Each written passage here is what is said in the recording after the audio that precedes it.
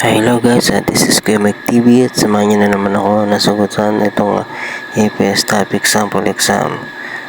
Ayan guys, sa palagay nyo guys, anong tamang sagot dyan? Comment down below naman sa nakakaalam ng sagot dyan.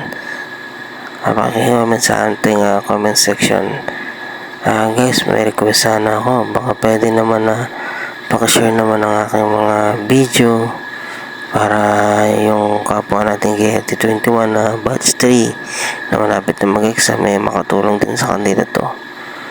Guys, pasuyo naman, baka pwede pakipollow na rin, and kung napupusuan pakilike na din o kaya pakiheart. And guys, maraming salamat sa inyo. Ang tamang sagot dyan guys ay number 3. Ayan, konting review na lang. Yung iba familiarize na lang para hindi kayo maghahul sa exam. Kamsahamnida.